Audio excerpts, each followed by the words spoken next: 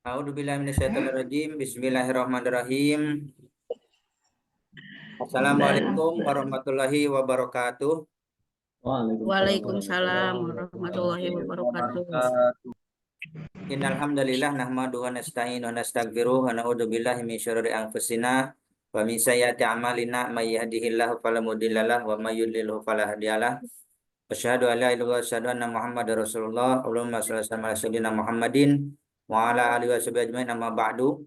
Alhamdulillah, para mahasiswa, para asatid, wal asatidah, pagi hari ini kita bisa berjumpa lagi bertepatan dengan tanggal 19 Ramadan ya. Alhamdulillah, untuk perkuliahan hari Sabtu ini kita awali dengan bacaan basmalah bersama-sama. Bismillahirrahmanirrahim. Pada pagi hari ini di mata kuliah rekonstruksi ya, untuk pemakalah, pemateri itu nanti ada dua orang. Yang pertama itu nanti akan disampaikan oleh Pak Ustadz Atep Suryaman, dan yang kedua Ibu Ustadzah Anita Puspanaris. Mungkin tidak akan panjang lebar, saya di sini membantu untuk memoderatori atau sebagai pengatur acara saja. Alhamdulillah sudah pada siap, di sini sudah ada para mahasiswa. Kalau tidak ada yang berhalangan agar dibuka videonya sambil silaturahim. Kemudian bagi teman-teman yang belum hadir, mohon bantuannya kepada Pak Kosma untuk mengingatkan di grup dan juga Bapak dosen kita. Baiklah teman-teman semuanya, mari kita berikan waktu dan kesempatan kepada para pemateri di mata kuliah yang pertama ini. Persilahkan kepada Bapak Atep, Pak Ustadz, dan juga Ibu Ustadzah Anita. Mangga. Oke, bismillahirrahmanirrahim. Anita yang akan menjadi pemateri pertama ya. Nanti barengan aja sama Pak Atep ya. Anita mulai share screen ya, Pak, Bapak Ibu semuanya. Siap, Bu Anita. Siap.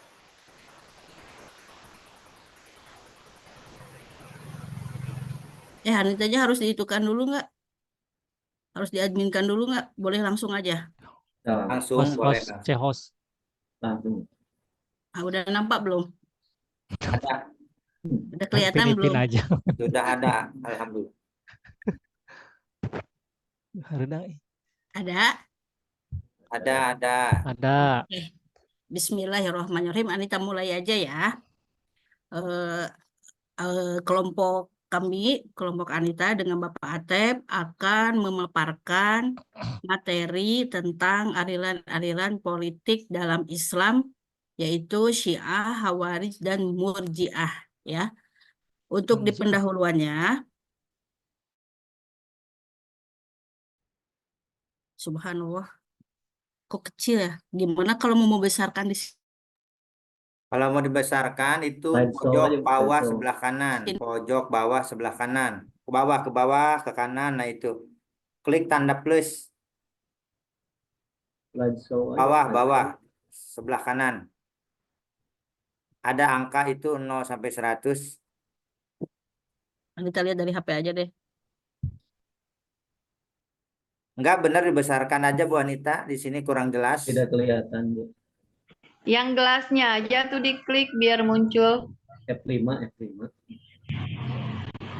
Atau Ctrl plus bisa.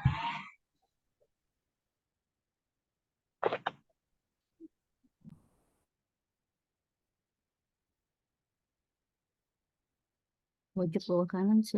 Ya itu sebelah kanan, ke kanan. Ini? Sebelah bawah. Ini mau untuk suara. Itu lagi ini, Bu. Yang mana? Di pinggir ini. Yang sebelah kiri sedikit, nah itu ke bawah. Nah itu. Itu tadi. Ini. Kanan.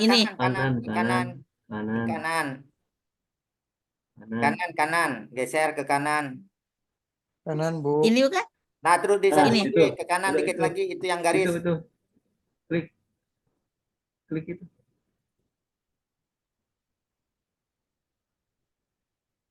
Mau pakai yang itu atau mau yang itu tuh ada tanda plus, itu klik yang 28%. Itu yang ada persen-persennya.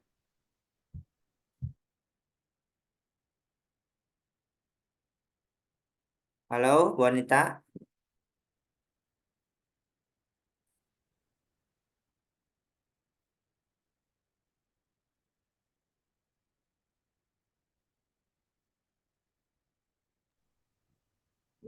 Boleh diganti sama Pak Ustadz Atep share screen-nya. Kebetulan ini lagi dicoba-coba di laptopnya ini masih di Nih HP. bisa. Udah kelihatan ya. Anita udah bisa nih. Ya, Bu, coba diulang. Ya. Bismillahirrahmanirrahim. Politik berasal dari bahasa Yunani politikos dan bahasa Latin politikus yang mengacu pada segala sesuatu yang berhubungan dengan warga kota atau warga negara. Bu Anita, belum di-share, Bu. Share screen ulang. Share screen, Bu. Share screen, subhanallah. Tenang, Bu, tenang. Pasar masih penuh, Bu. Tenang, tenang. Tenang, Bu. Tenang, Bu, tenang. Nyik, nyik, nyik.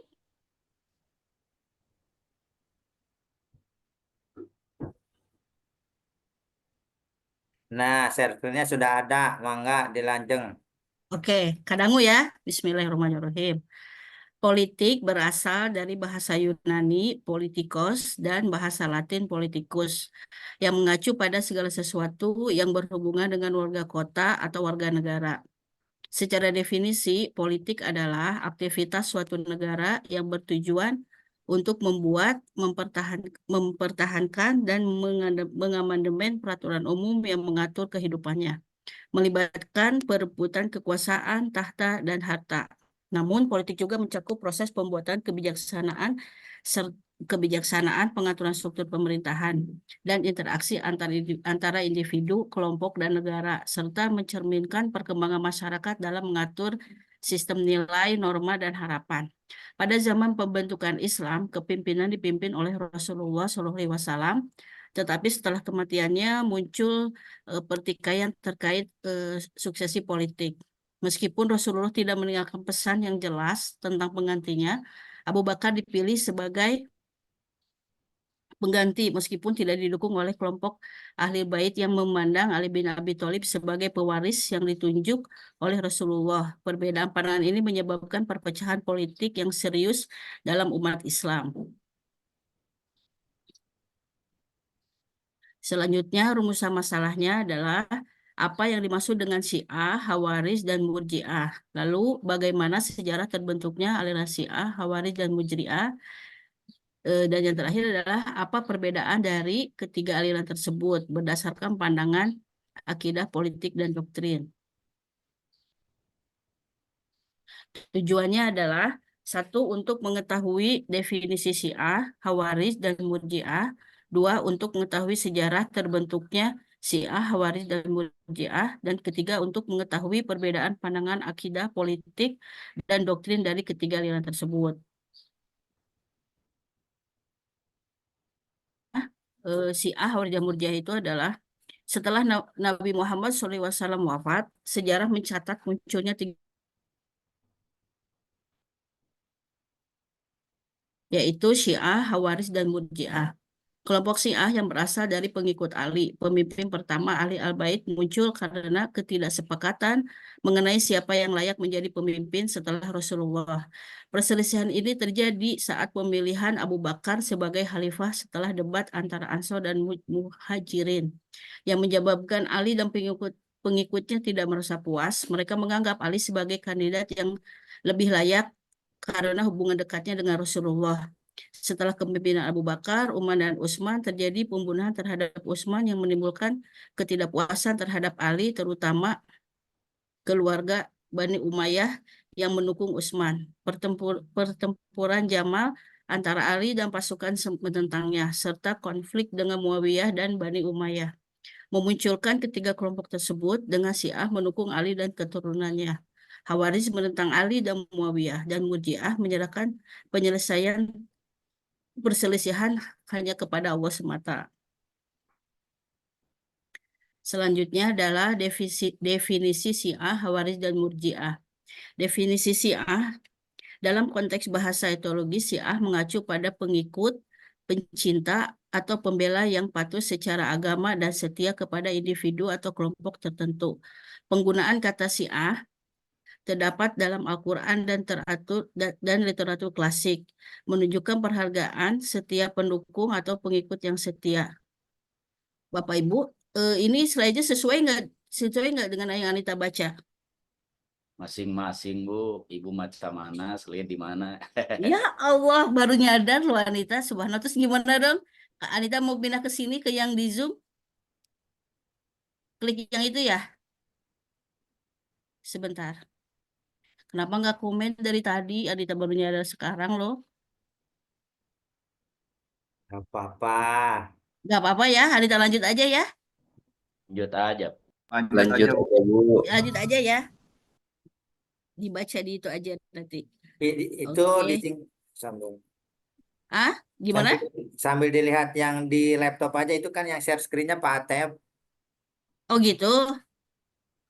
Nanti Oh ini yang bilang satunya Pak Atep ya? bilang lanjut aja ke Pak Atep, slide berapa gitu Pak Atep, slide sekian gitu.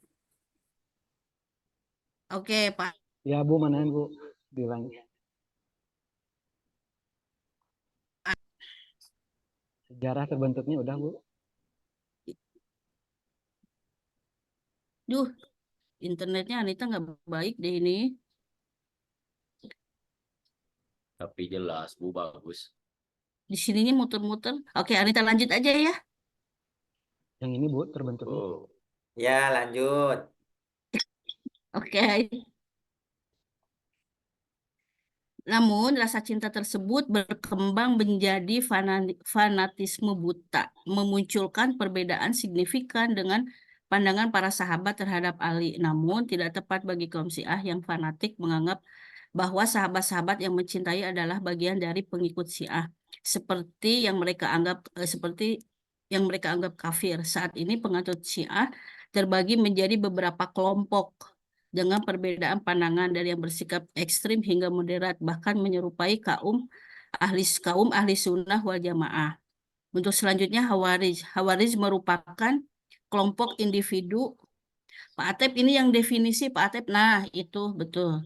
Siap. Khawarij merupakan kelompok individu yang menolak otoritas pemimpin umat Islam, menganggapnya kafir dan melakukan dosa besar yang berujung pada pemberontakan dan kekerasan terhadap kaum muslimin. Definisi dari para ulama salaf menunjukkan bahwa Khawarij mempraktikkan bid'ah dengan keyakinan bahwa dosa besar membuat seseorang menjadi kafir dan berhak dihukum kekal di neraka. Mereka menolak pemimpin umat dengan penafsiran mereka sendiri dan menghalalkan tindakan kekerasan serta pengambilan harta umat Islam. Meskipun terlihat tekun dalam beribadah dan pengetahuan agama, Khawarij pada masa lampau dan pada masa modern menunjukkan ekstremisme, radikalisme, serta kecenderungan haus perang dan tindakan kekerasan yang merugikan umat Islam. Dan yang terakhir adalah tentang murji'ah. Definisi murji'ah yang berasal dari kata irja dengan arti penundaan. Dinamai demikian karena pandangan mereka yang menunda penentuan sikap terhadap dosa besar hingga di akhirat. Selain itu, mereka juga dikenal sebagai penganut faham al-irja karena pandangannya bahwa iman tidak rusak oleh perbuatan dosa. Beberapa murji'ah bahkan ada keyakinan dalam hati, sehingga seseorang tetap dianggap beriman meskipun melakukan dosa besar.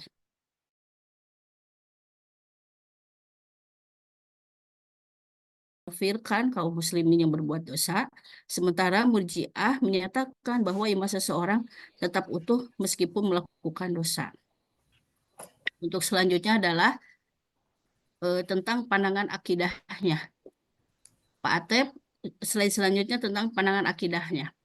Pandangan akidah Islam menunjukkan atau menekankan kepada 3 dimensi utama, yaitu akidah, akhlak, dan fikih.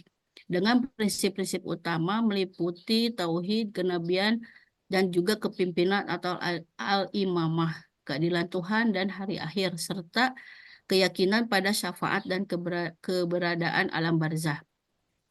Pandangan Khawarij pula, keyakinan asas Khawarij mencakup penolakan pemisahan antara Islam dan iman. Pandangan bahwa pelaku dosa besar keluar dari Islam dan layak dihukum sebagai kafir. Keyakinan bahwa Al-Quran diciptakan dan penolakan terhadap intervensi Al-Quran serta penggunaan kias dalam penyelesaian konflik. Yang terakhir, Murji'ah. Murji'ah pandangannya, pokok ajaran Murji'ah iman hanya kepada Allah dan utusannya. Pelaku dosa besar tetap mukmin dengan iman. Dosa tidak mempengaruhi status iman. Perbuatan tidak menghapuskan status kekafiran sebelum masuk Islam. Menolak mengkafirkan orang Islam meskipun orang itu berdosa. Penilaian iman bergantung pada keyakinan hati, bukan pada penampilan fisik. Lalu selanjutnya tentang politik dan doktrin. Syiah mempunyai politik dan doktrinnya meyakini bahwa Nabi Muhammad telah menunjuk Ali bin Abi Thalib sebagai pemimpin umat muslim setelah kematiannya, menganggap sebagai Amirul Mukminin dan iman yang ditetapkan secara langsung atau tidak langsung oleh Nabi. Berikut ini doktrin-doktrin politik yang dibungkus dengan agama kaum Syiah. Yang pertama doktrin imamah, lalu doktrin mahdisme, lalu doktrin al-ismah atau kemaksuman, doktrin marjiah ataupun wilayah al-faqih dan taqiyah.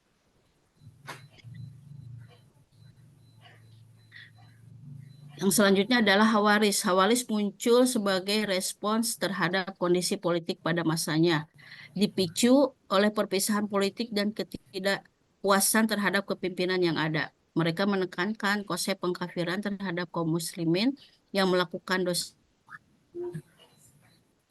Manusia hanya ada dua kondisi, entah itu beriman ataupun kafir, serta menganggap jihad sebagai tugas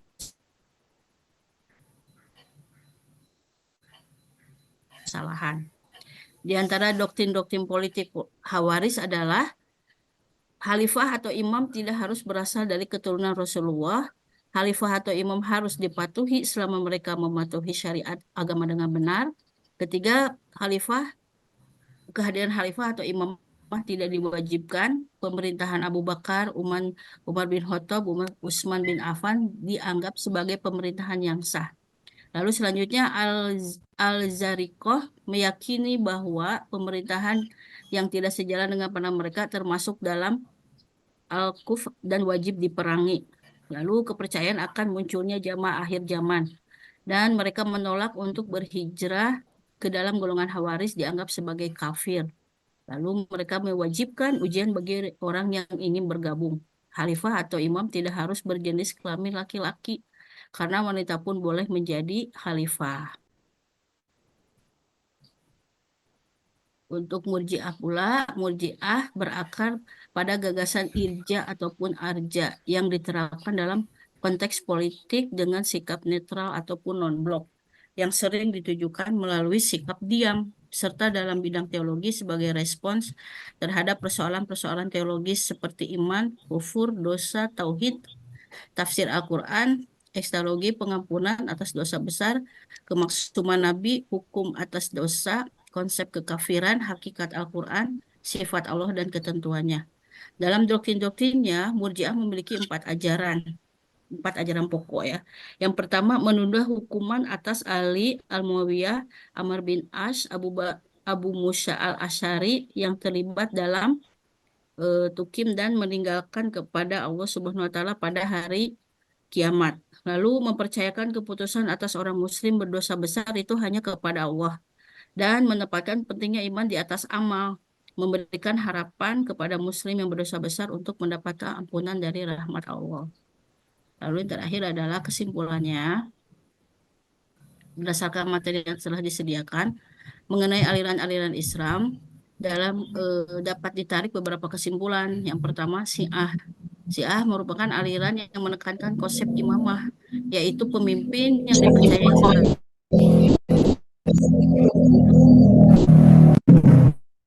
pemimpin muslim harus berasal dari keturunan Rasulullah dan memiliki peran spiritual dan politik yang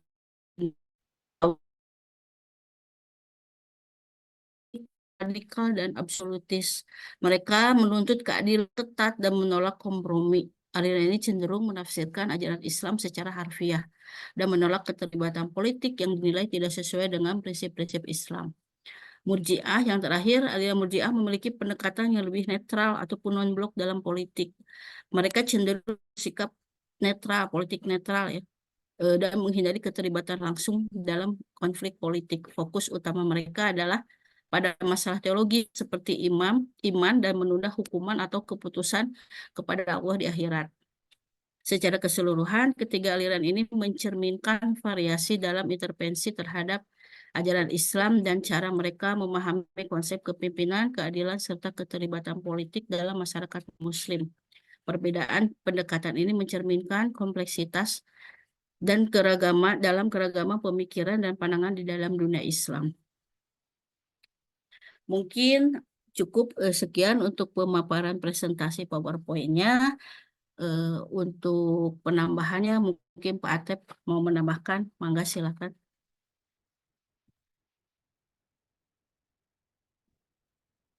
Halo,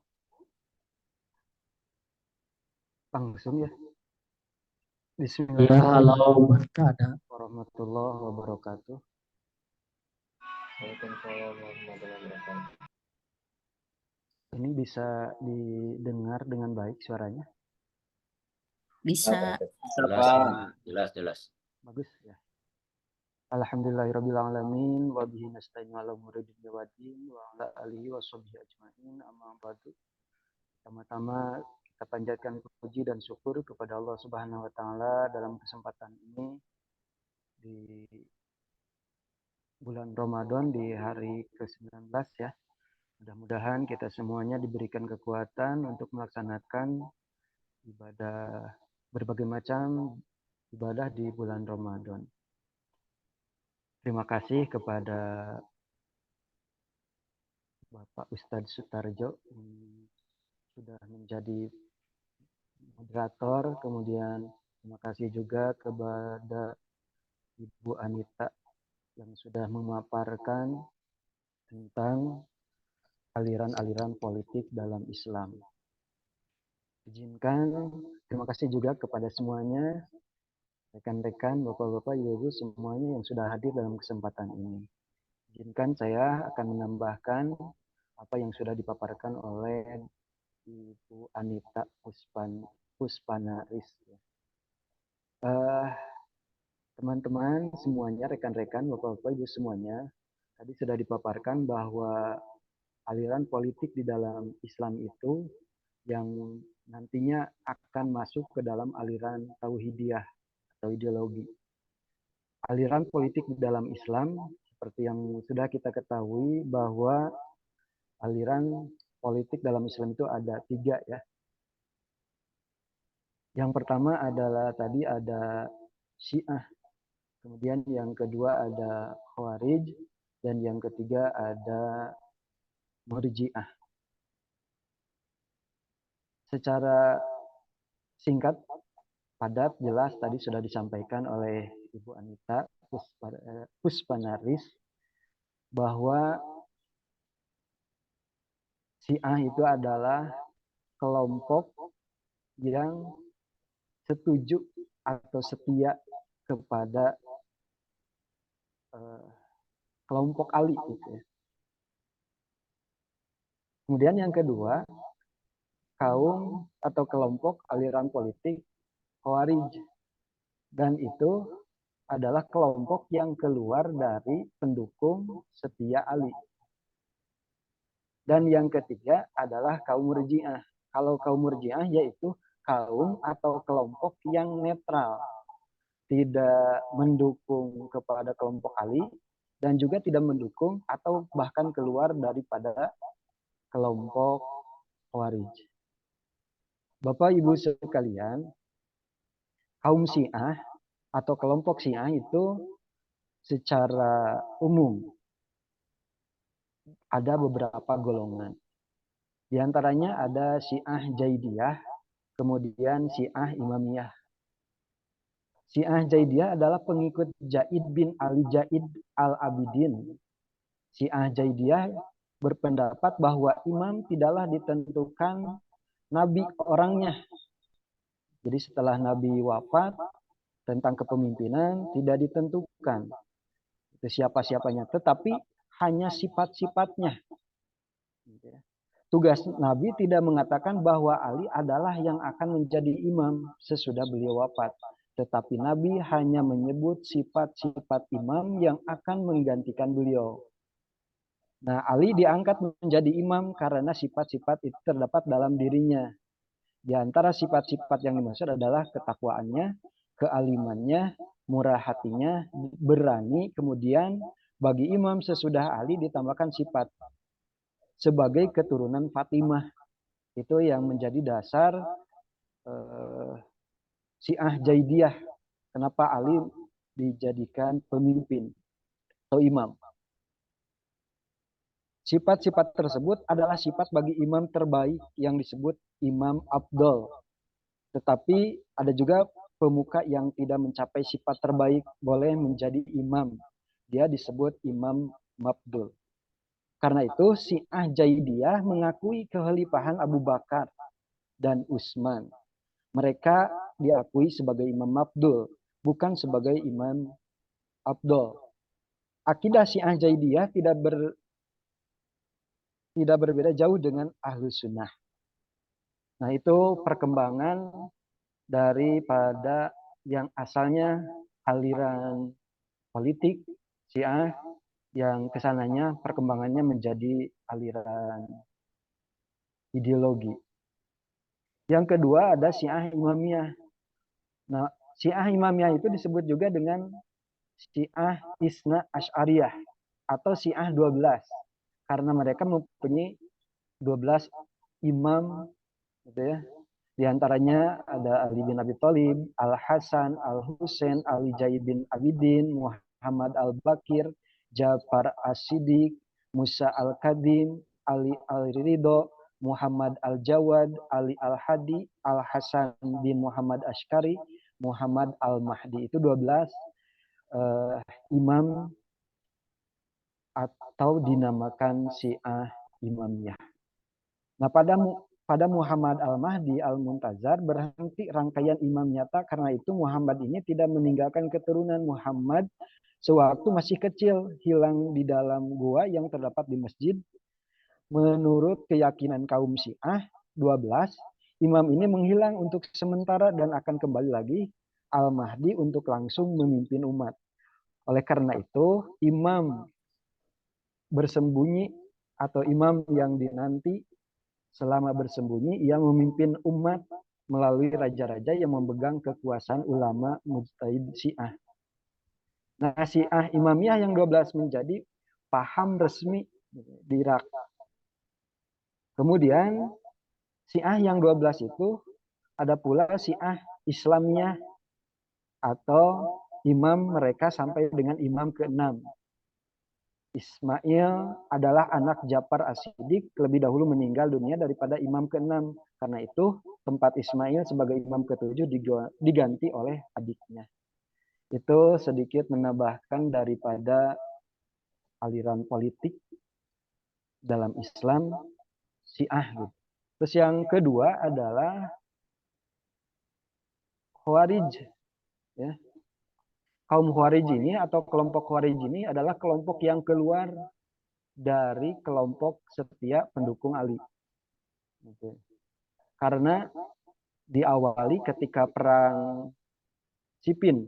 Ketika perang Siffin terjadi, kaum atau kelompok daripada yang asalnya pendukung Ali keluar. Tidak setuju dengan kebijakan yang digunakan Ali. Makanya kelompok-kelompok itu keluar gitu.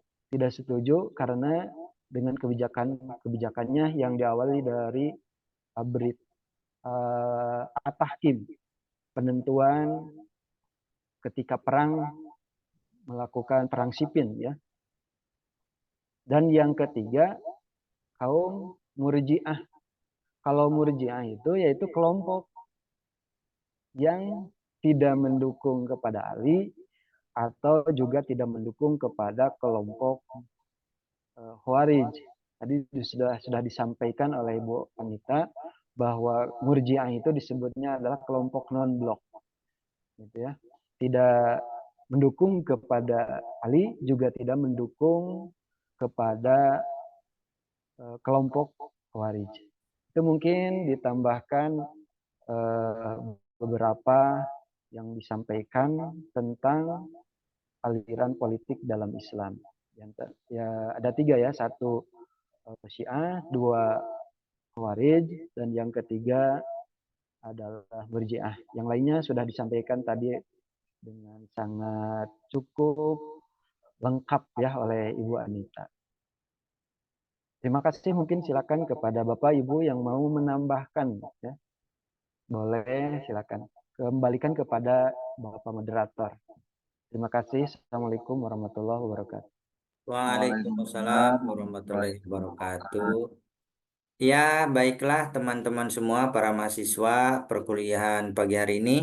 Tadi para pemateri sudah menyampaikan bahan materinya.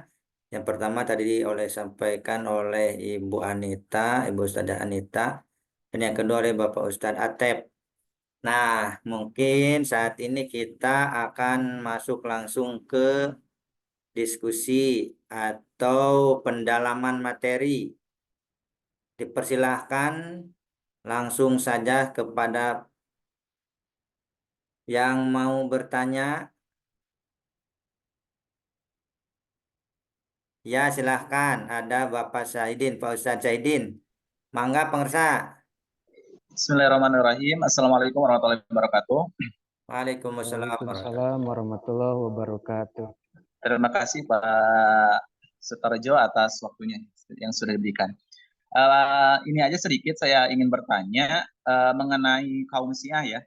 Nah, kaum Syiah itu biasanya ada pelaksanaan ritual keagamaan. Nah, yang saya tanyakan ketika ritual keagamaan itu biasanya itu melukai dirinya sendiri itu. Kalau tidak salah ketika tanggal 10 Muharram ya.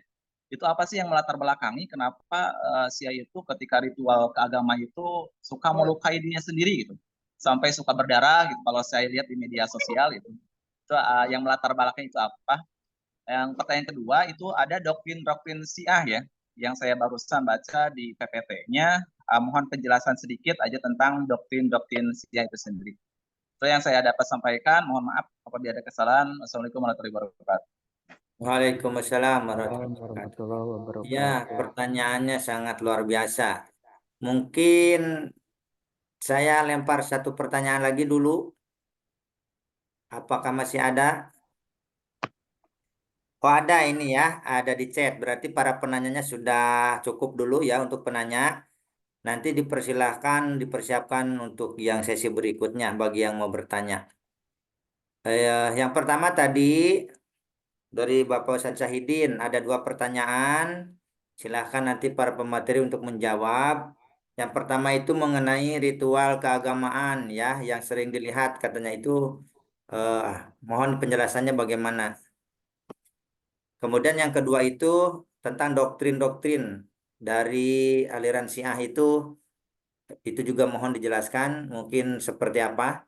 Dan yang di chat satu lagi dari Pak Ustadz Jaini Dahlan, bagaimana penerapan peranan teologi Islam yang ada relevansinya dengan pendidikan Islam di Nusantara. Jadi ada 3 pertanyaan. Monggo kepada para pemateri.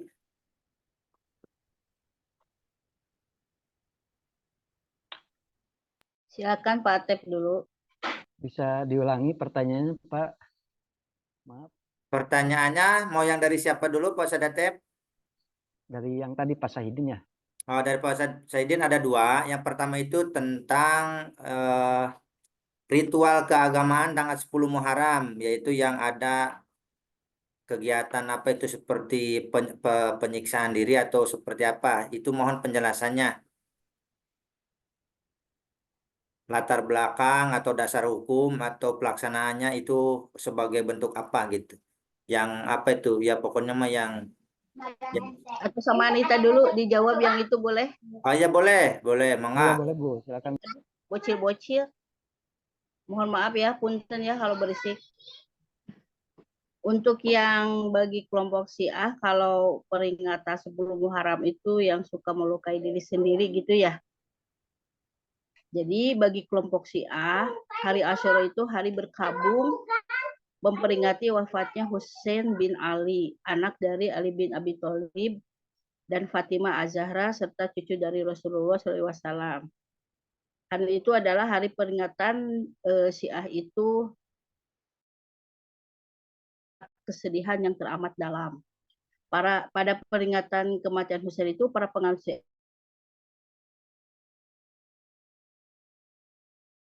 Anda juga pernah melihat itu ritual seperti itu sampai terheran-heran ya kok mau gitu ya kok seperti itu gitu ya.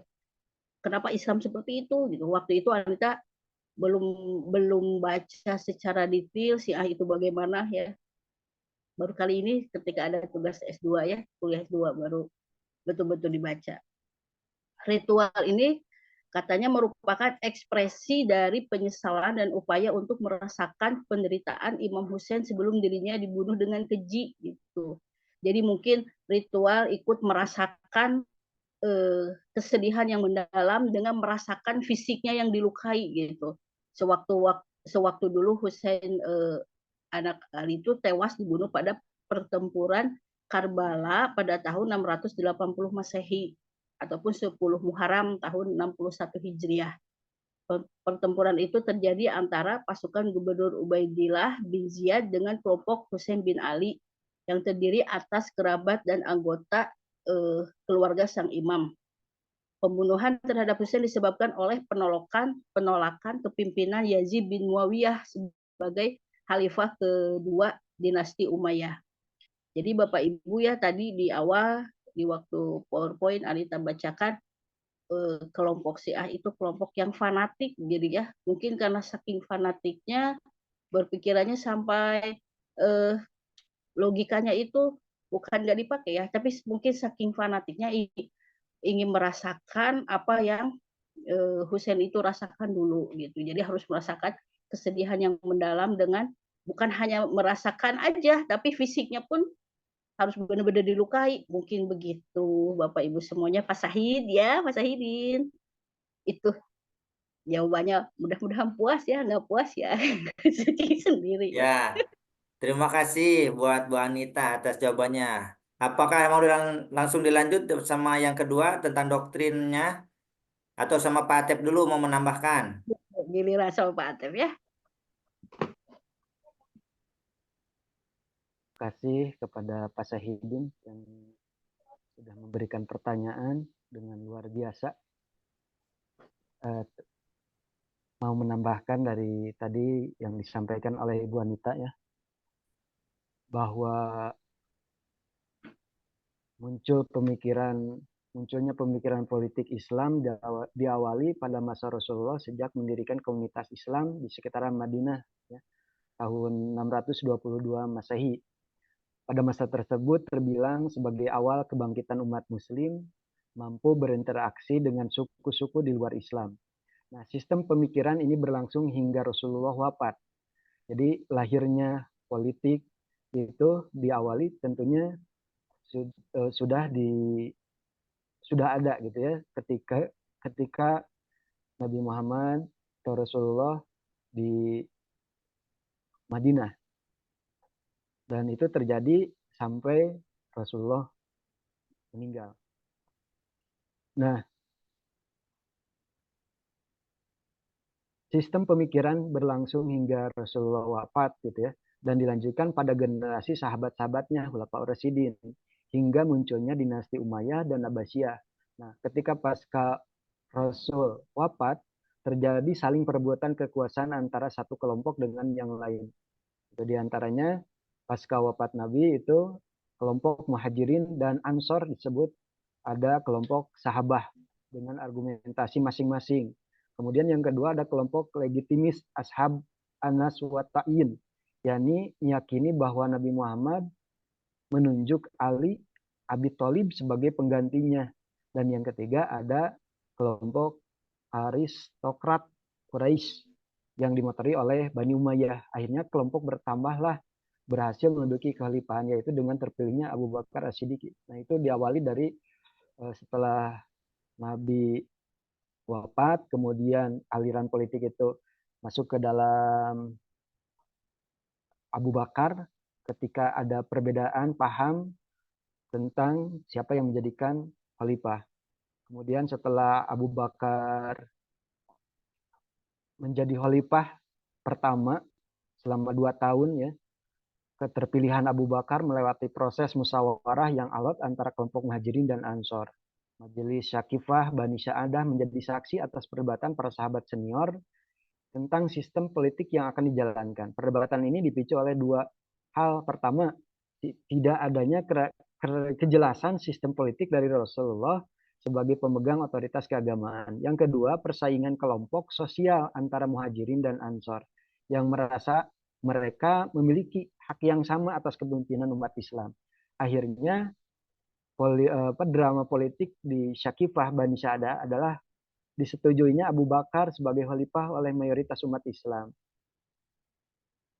Kemudian Abu Bakar adalah dianggap sebagai yang senioritas, loyalitas, dan kapabilitas.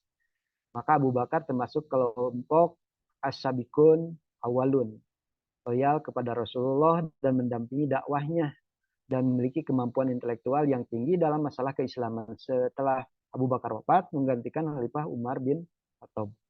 Ketika Umar memerintah selama 10 tahun, penunjukan Umar sebagai khalifah adalah hasil dari keputusan musyawarah para sahabat senior di Madinah.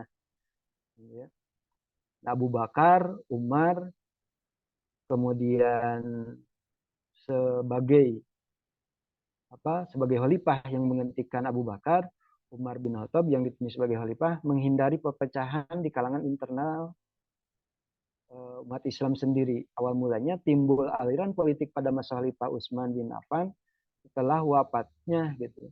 Pada masa itu dilatar belakangi kepentingan kelompok yang melahirkan perselisihan hingga terbunuh Khalifah Utsman, kemudian Khalifah digantikan Ali bin Abi Thalib. Nah, ketika Ali bin Abi Thalib, perpecahan terus berlanjut sehingga Islam ada yang mengikuti Islam kelompok Ali bin Abi Thalib yang menamakan dirinya disebutnya Syiah. Sementara yang kontra dengan Ali bin Abi Thalib menyebutnya dengan Khawarij, atau yang keluar dari karena kebijakannya, diantaranya kebijakan daripada kelompok Khawarij adalah tidak mengusutnya tentang meninggalnya Utsman bin Affan. Karena kebanyakan daripada kelompok Khawarij adalah dari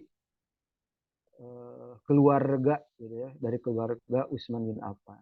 Maka karena itu diantaranya karena ketidakpuasan dengan kepemimpinan Utsman, maka kepemimpinan Ali bin Abi Thalib, kebanyakan dari keluarga Utsman bin Affan, maka kelompok itu keluar dari kelompok Ali bin Abi Thalib atau dinamakan kaum Khawarij. Itu diawali dari ketika Abu Thalib dengan Muawiyah terjadi peperangan Perang Siffin. Itu asal muasalnya menambahkan bahwa kenapa ada Syiah, kemudian ada perpolitikan, ada Syiah, ada Khawarij, kemudian ada Murji'ah gitu yang non-blok gitu terhadap keputusan atau kebijakan daripada Ali bin Abi Thalib. Itu menambahkan sementara. Oke, untuk yang pertanyaan pertama kita cukupkan dulu, nanti bisa diperdalam kalau masih ada kesempatan. Yang kedua, yaitu pertanyaan masih dari Pak Ustadz Saidin tentang doktrin. Seperti apakah doktrin-doktrin Syiah itu? Silakan, siapa yang akan menjawab? Ibu Anita atau Bapak Atep? Silakan Bapak Atep lagi aja. Mau menanggapi Silakan. atau yang lain dulu? Boleh? Oh, pertanyaannya atau dari Ada silakan Pak Iman, ya. sedikit menambahkan, doktrin Syiah itu mencakup berbagai macam aspek penting sehingga ada perbedaan antara Islam Sunni ya, termasuk pandangan tentang imamah, nubuwah, serta keyakinan khusus lainnya. Seperti diantaranya doktrin Syiah itu yang pertama adalah tentang pokok-pokok agama.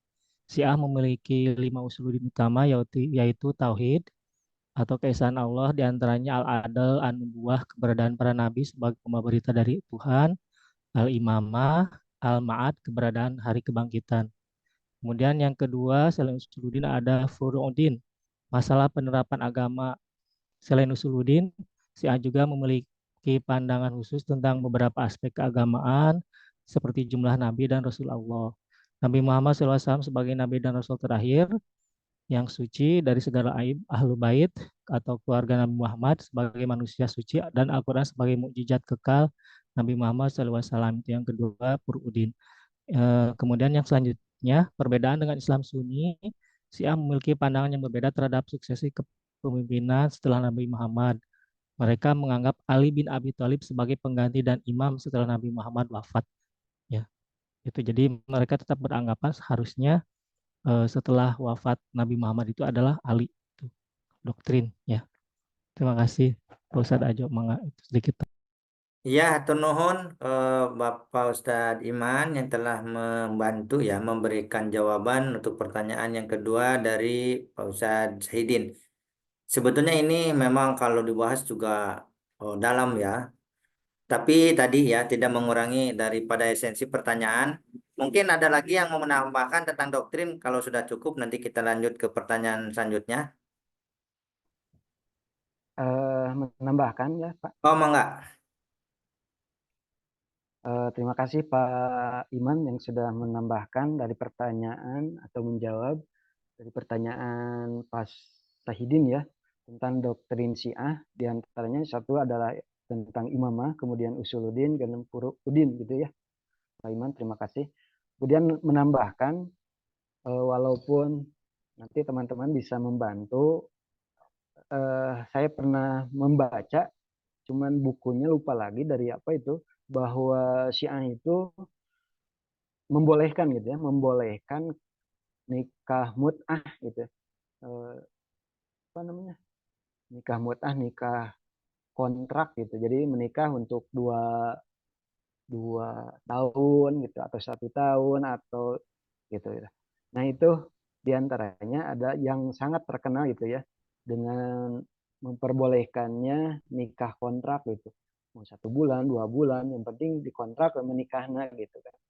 Nah itu diantaranya mungkin nanti teman-teman juga membantu itu memperkuat gitu ya tentang nikah mut'ah yang dibolehkan oleh kaum Syiah.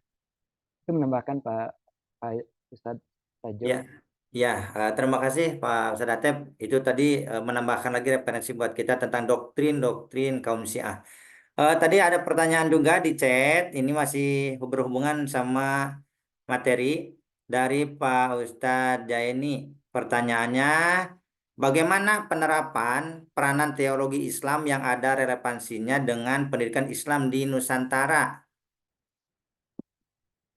Relevansinya dengan pendidikan Islam di Nusantara di Indonesia berarti.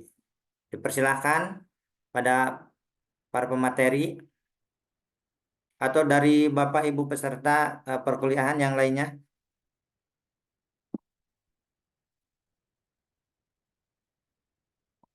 Pertanyaannya penerapan teologi gitu Pak.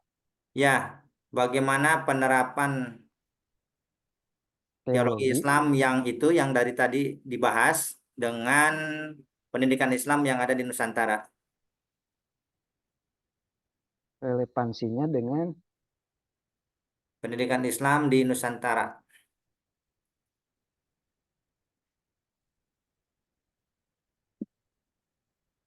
boleh yang lain mau menambahkan, memperkuat. Pak Peri mau menambahkan. Ya silakan boleh Pak. Mungkin yang lain mau menambahkan, memperkuat atau mau silakan boleh.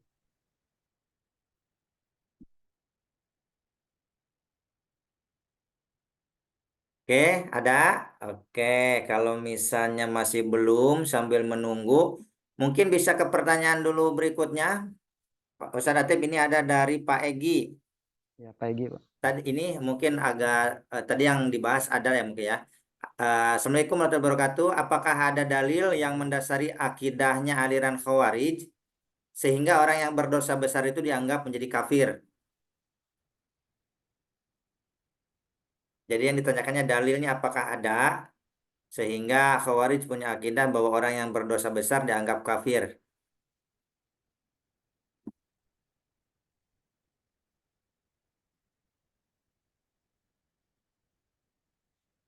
Boleh yang lain dulu. Luar biasa pertanyaannya. Ya, ini pada ini pertanyaannya nih berbobot tinggi. Mungkin sebelum menunggu para penyaji mencari jawaban atau misalnya menyiapkan untuk jawabannya, saya sedikit tadi mungkin ya, ini jadi kalau jadi moderator itu jadi agak canggung. Eh, ini hanya sebatas analisis pribadi daripada pertanyaan Pak Ustadz ini tentang relevansi ya. Ketika berbicara apa relevansinya itu sudah pasti kan pendidikan Islam yang ada saat ini itu merupakan warisan ya.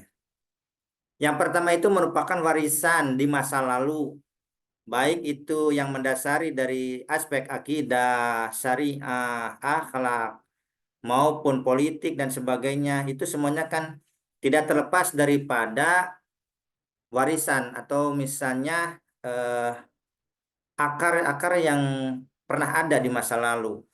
Otomatis kalau ditanya relevansi itu sudah pasti ada relevansi. Salah satunya adalah pendidikan yang ada atau pendidikan Islam yang berkembang di tanah air atau di Nusantara itu menjadi awal tumbuh dan berkembangnya ada di Nusantara itu adalah dari ya itu dari pengembangan atau misalnya dari syiar yang berkembang di tanah Arab. Jadi yang disebarkan, yang didakwahkan atau yang misalnya apa ya.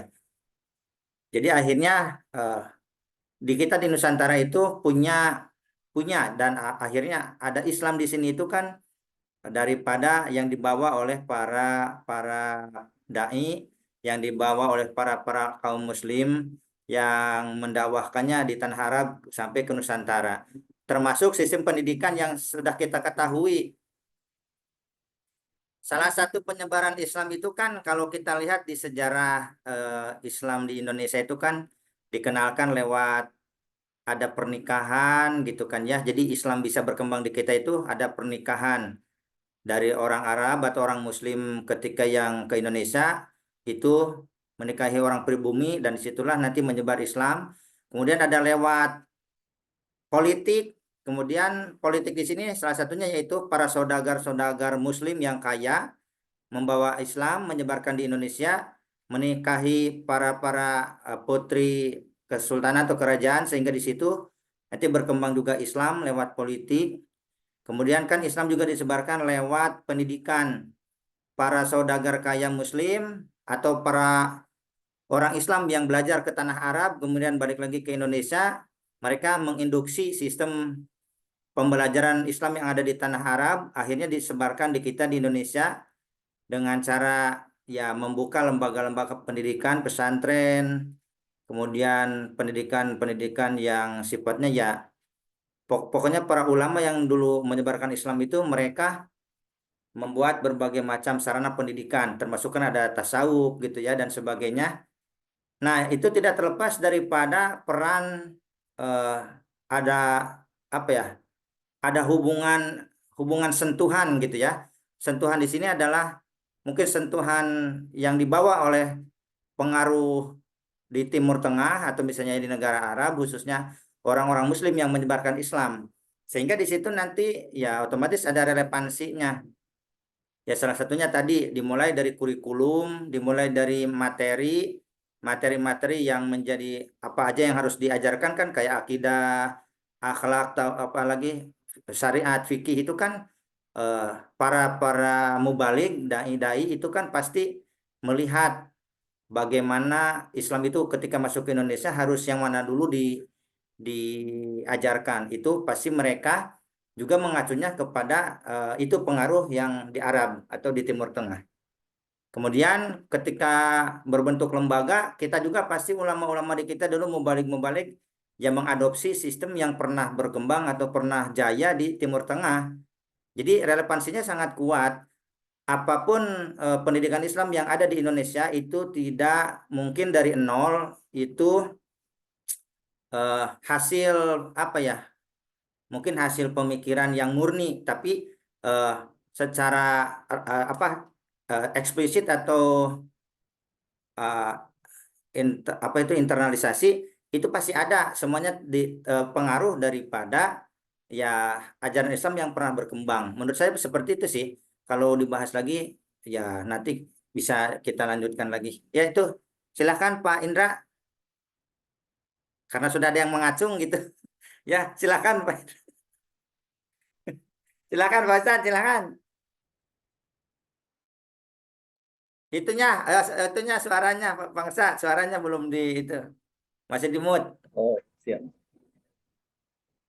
Mungkin sedikit menjawab pertanyaan dari Pak Egi ya, tentang apakah ada dalil apa yang dipakai oleh Khawarij yang mengatakan bahwa orang yang berdosa besar itu termasuk syirik. Yang saya baca bahwa dalil ini biasanya disandarkan pada interpretasi ya orang Khawarij terhadap ayat-ayat Al-Quran dan hadis, dan hubungannya dengan hal tadi mereka menggunakan dalil Quran surat An-Nisa ya, ayat 48 yang artinya sesungguhnya Allah tidak mengampuni dosa syirik dan Dia mengampuni selain dosa syirik bagi siapa yang Dia kehendaki. Barang siapa yang mempersekutukan Allah, maka sungguh ia telah berbuat dosa yang besar. Mungkin itu sedikit tambahannya. Terima kasih. Ya, terima kasih Pak Ustadz Indra yang telah menambahkan.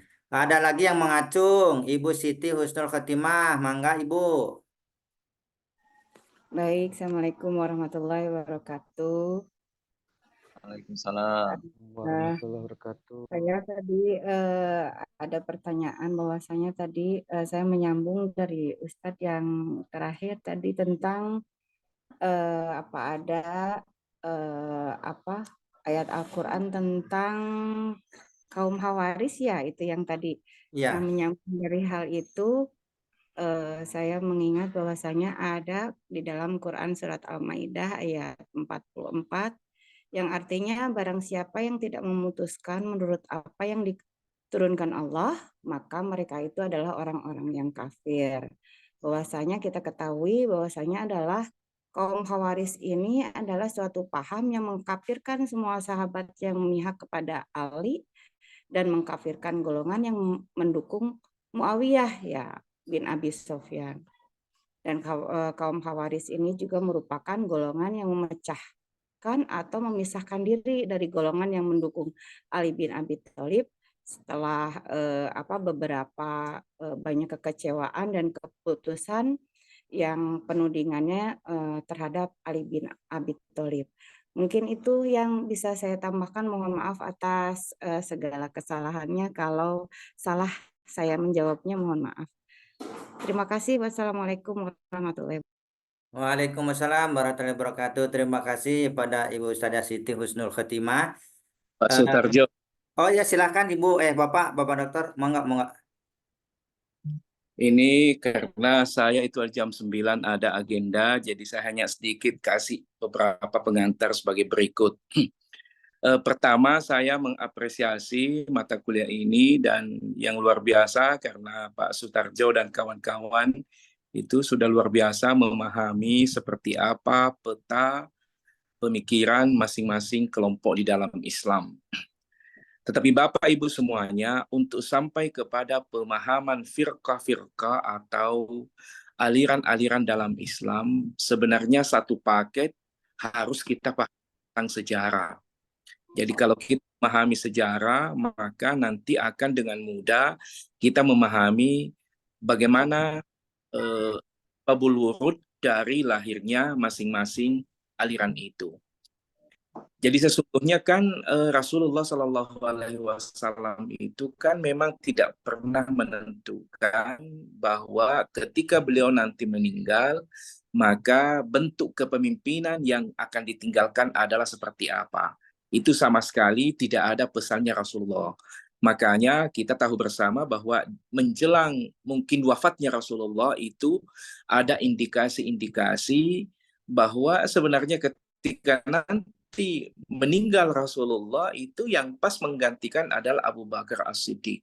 Salah satu tandanya adalah seringnya Abu Bakar menggantikan Nabi menjadi imam ketika Nabi dalam kondisi tidak fit atau kurang sehat.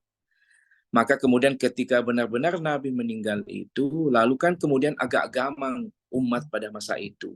Agak linglung para sahabat. Karena tidak ada satu wasiatnya Nabi seperti apa pola kepemimpinan bentuk negara yang ditinggalkan oleh Nabi pasca meninggalnya beliau.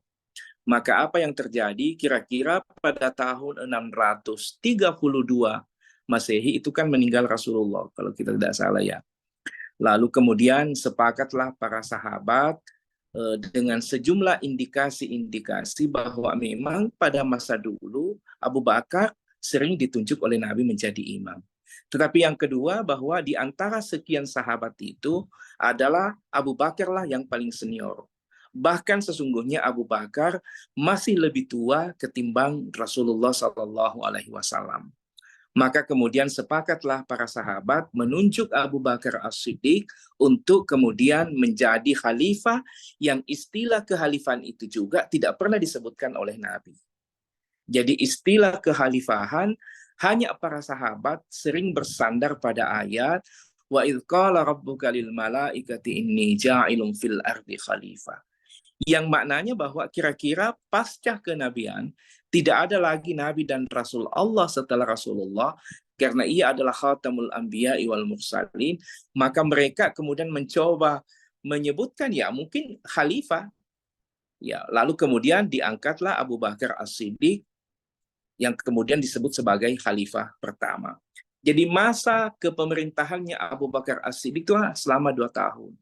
Itu As-Siddiq menjadi khalifah kurang lebih 632 Masehi hingga 634 Masehi.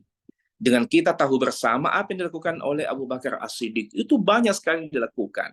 Dalam kurun waktu 2 tahun pertama yang dilakukan adalah memberantas nabi palsu. Karena ketika Nabi meninggal, itu banyak orang yang mengaku bahwa saya adalah utusan Allah, saya adalah Nabi, penggantinya Rasul Allah. Maka terkenalah yang kita paham bersama Musailamah al-Kazzab. Musailamah yang penuh dengan kebohongan, yang suka bohong, pembohong.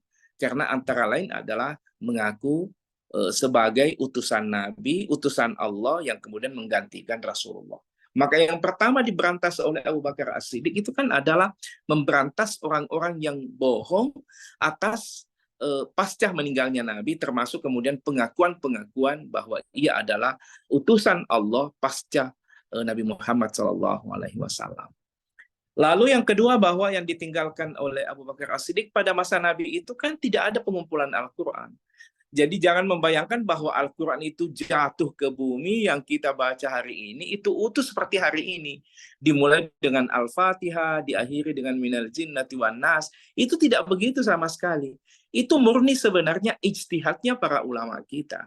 Ijtihadnya para khalifah. Lalu kemudian dikumpullah bahwa pada masa Nabi masih hidup itu kan setiap wahyu yang turun ada yang mengumpulkan menulis di atas pelapa korma, di atas kulit-kulit binatang, lalu kemudian ada yang disimpan oleh Asma binti Umar yang juga istrinya Rasulullah, ada yang disimpan oleh Aisyah radhiyallahu anha, ada yang disimpan oleh sahabat-sahabat yang lain. Lalu kemudian karena ada kekhawatiran bahwa titah-titah Allah, lalu kemudian wahyu-wahyu yang diturunkan Allah kepada Nabi itu agar tidak hilang kemudian, karena itu akan menjadi warisan yang benar-benar abadi sepanjang masa. Sebagaimana yang pernah disampaikan oleh Nabi bahwa saya meninggalkan kepada kalian 2 pusaka utama, yaitu kitab Allah wa sunnata rasulihi, kitabnya Allah dan sunnah rasulnya. Maka menerjemahkan kira-kira terjemahan dari kitab Allah wa sunnata rasulihi, kitabnya Allah itu berarti ungkapan-ungkapan yang Nabi sampaikan, lalu kemudian ada indikator-indikator ketika Nabi menerima wahyu kadang menggigil, tiba-tiba kemudian Nabi tidak bisa ngomong, itu berarti bahwa Jibril sedang datang kepada Rasulullah. Lalu kemudian ditulislah oleh para sahabat bahwa oh ini ayat. Lalu kemudian peletakannya itu nanti ditentukan oleh berdasarkan hadis-hadis dari Sallallahu Alaihi Wasallam. Maka ketika Abu Bakar As-Siddiq menjadi khalifah kan dilakukan upaya pengumpulan Al-Quran. Jadi Al-Quran yang berserakan, yang disimpan oleh para sahabat, oleh istrinya Nabi, dikumpul oleh Abu Bakar As-Siddiq. Tetapi apa yang terjadi? Belum mampu untuk dilakukan penulisan karena keburu kemudian Abu Bakar As-Siddiq dipanggil menghadap Allah. Meninggal atau wafat. Lalu kemudian sepakatlah kemudian digantikan oleh Umar bin Khattab sebagai khalifah kedua. Tetapi penyebutan istilah khalifah itu atau Khulafaur Rasyidin itu sama sekali tidak pernah ada penyebutan dari Nabi. Makanya kalau kita di Indonesia dulu sering orang ingin mendirikan negara Islam, bagi ulama-ulama yang memahami sejarah, memahami seperti apa konteks pada masa itu, sebenarnya tidak pernah sepakat bikin negara Islam. Karena tidak ada contoh negara Islam. Yang ada adalah bahwa pemerintahan pada masa ketika Nabi berada di Mekah, lalu kemudian pada masa Nabi tinggal di Madinah, setelah ia berhijrah, lalu kemudian ada piagam Madinah, lalu kemudian piagam Madinah itu adalah salah satunya adalah mengakomodir perbedaan-perbedaan, dan itu kemudian yang menguatkan kita di Indonesia, para ulama kita, bahwa keragaman-keragaman yang ada di Indonesia itu sebenarnya sudah ada contoh pada masa Nabi. Nabi menghargai Yahudi, Nabi menghargai Nasrani. Jadi ketika kemudian kita ingin mendirikan negara Islam, kira-kira contoh negara Islam yang patut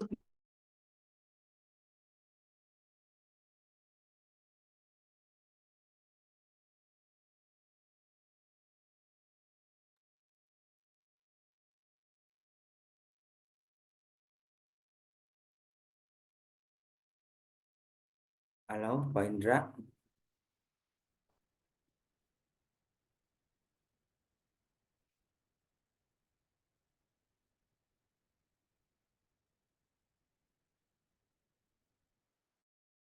kita kemudian ada yang salat tarawih 20, itu sesungguhnya pada masa Nabi itu salat tarawih.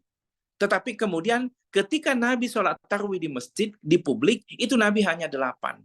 Tetapi dalam sejarah bahwa ketika Nabi kembali ke rumahnya, itu Nabi salat tarawihnya adalah 20 atau 23 rakaat dengan witir.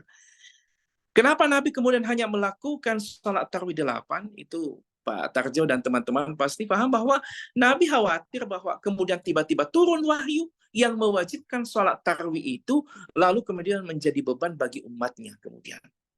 Nah, pada masa Umar bin Khattab, karena seiring berkembangnya umat, makin banyak orang yang masuk ke dalam Islam, syiar Islam sudah harus kita gelorakan, lalu kemudian dicobalah kemudian pada masa kepemimpinannya dilaksanakan tarawih di publik, di masjid, itu 20 rakaat.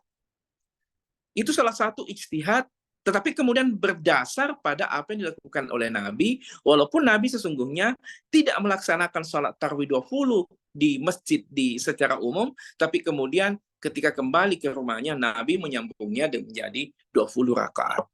Kemudian yang kedua, apa yang dilakukan oleh Umar bin Khattab? Kita tahu bersama bahwa peninggalannya Umar bin Khattab adalah kalender Islam. Jadi kalau kita kemudian hari ini mengenal tahun Hijriah, maka sesungguhnya itu adalah misi besarnya adalah peninggalan yang paling monumental dari Umar bin Khattab. Bahwa sebenarnya pada masa Nabi sudah ingin dibuat kalender. Tetapi kemudian Nabi mengatakan jangan pernah menjadikan kelahiranku sebagai awal menjadikan kalender dalam Islam. Maka ketika Nabi meninggal dan Umar menjadi khalifah, maka diskusikan bahwa untuk kalender Islam itu sebenarnya memulai dari mana. Nabi tidak mau dijadikan hari kelahirannya atau 12 Rabiul Awal itu sebagai kalender Islam.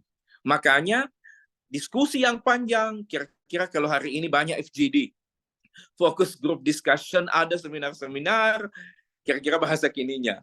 Lalu kemudian disepakatilah bahwa kalender dalam Islam itu dimulai dari berhijrahnya Rasulullah Sallallahu Alaihi Wasallam dari Mekah ke Madinah. Kapan berhijrahnya Nabi? Berhijrahnya Nabi itu kan pada umur 50 tahun. Jadi Nabi di Mekah itu kurang lebih 10 tahun, dan kemudian Nabi pindah ke Madinah itu kurang lebih 13 tahun, atau bahasa umumnya 22 tahun, 2 bulan, 22 hari. Nah, apa yang terjadi? Lalu kemudian disepakatilah bahwa kalender dalam Islam itu adalah Hijriah. Maka Bapak Ibu coba kita menghitung. Jadi kalau Nabi diangkat menjadi Nabi dan Rasul Allah, Nabi kan lahir 570 Masehi.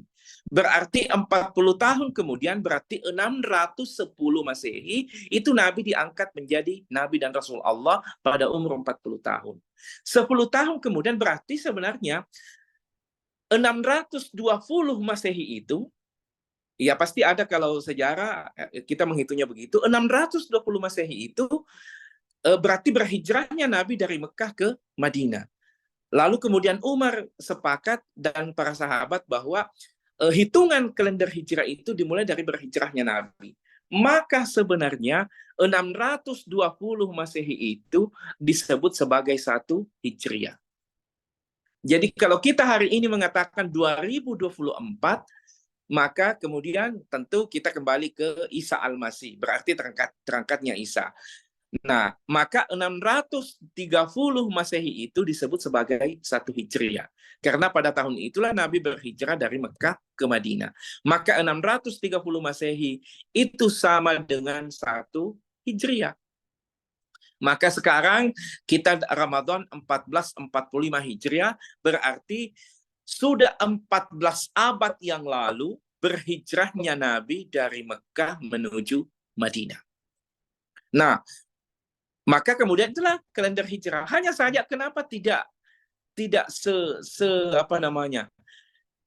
semasyhur penggunaan kalender Masehi dengan kalender hijrah, itu nanti kita berkaitan dengan pengambilan sejarah peradaban, diambil alih oleh Eropa, lalu kemudian ditenggelam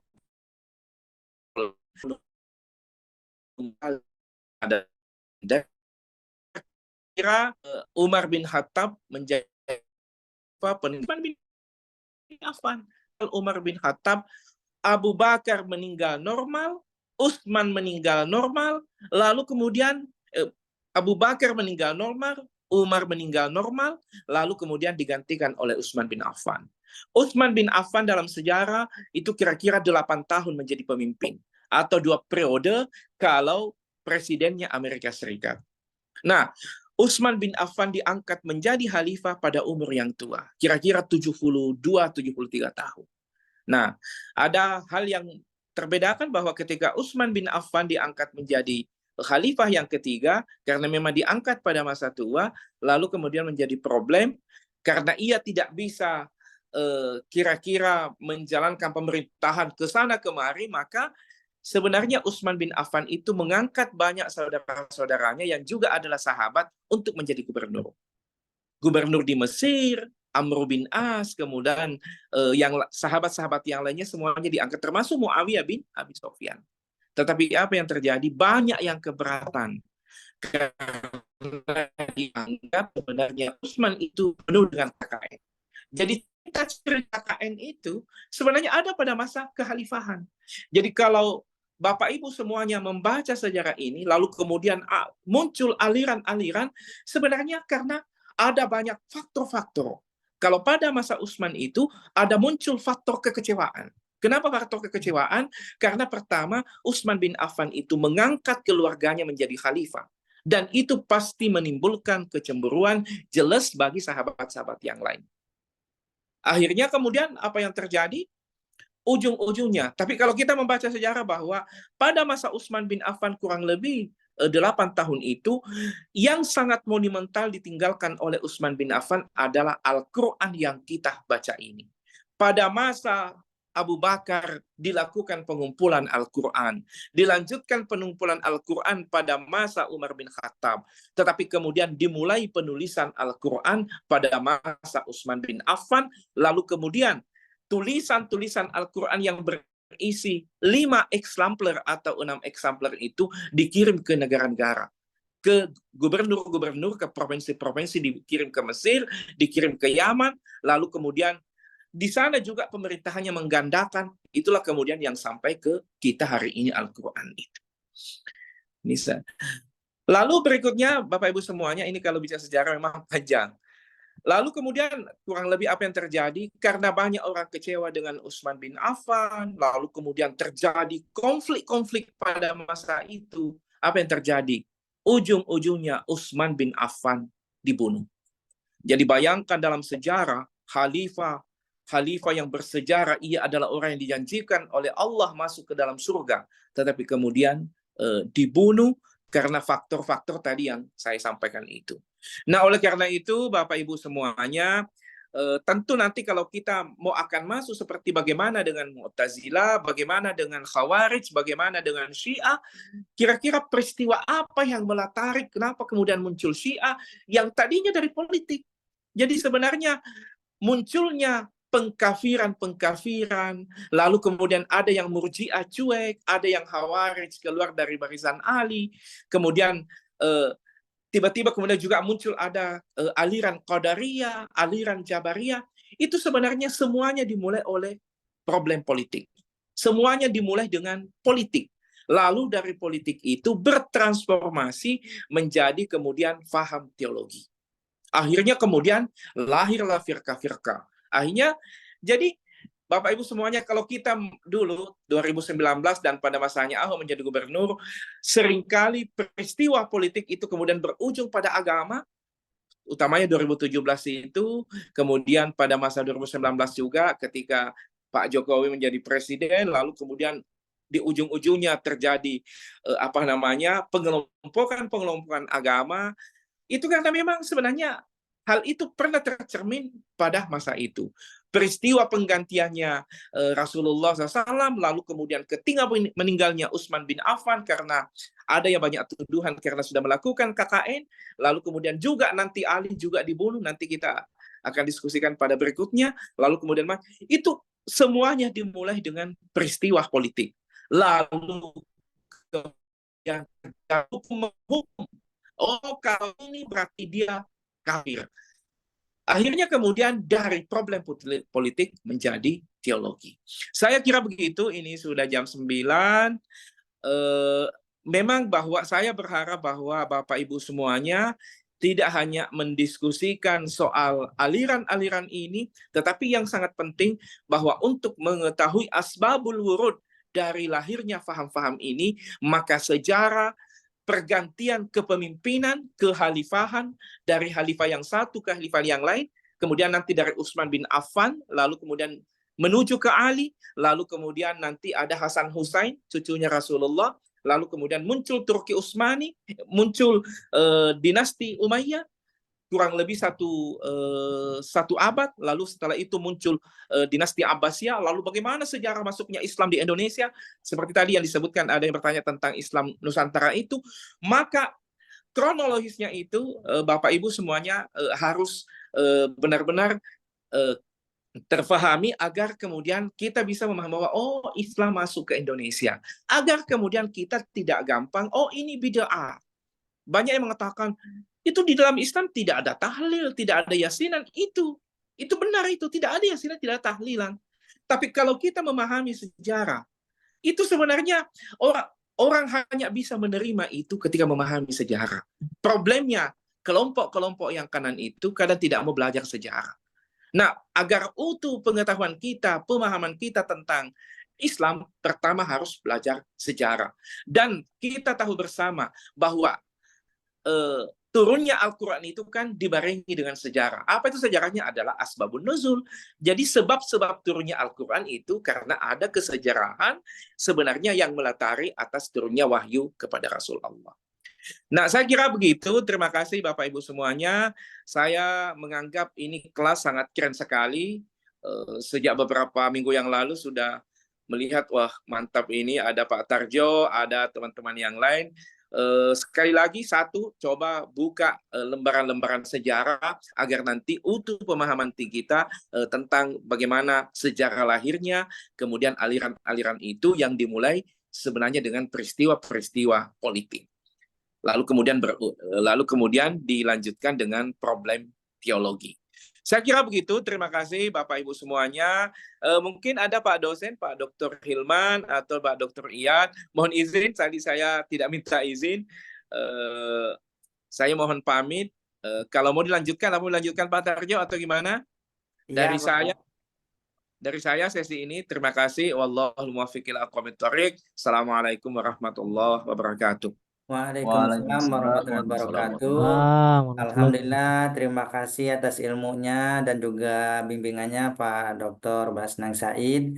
Bapak Ibu peserta perkuliahan pagi hari ini, karena waktu juga ini ya tidak lama, kita beri kesempatan kepada dosen kita yang selanjutnya karena sudah ada dan hadir agar waktu kita padat makna. Pada Pak Dr. Iyad, mohon monggo. Pak Iyad, saya mohon pamit. Saya masih ini ada agenda Zoom lagi satu. Pak Iyad, dengan Pak Tarjo dan teman-teman saya pamit ya. Iya, Bapak. Assalamualaikum. Ya, Bapak. Waalaikumsalam.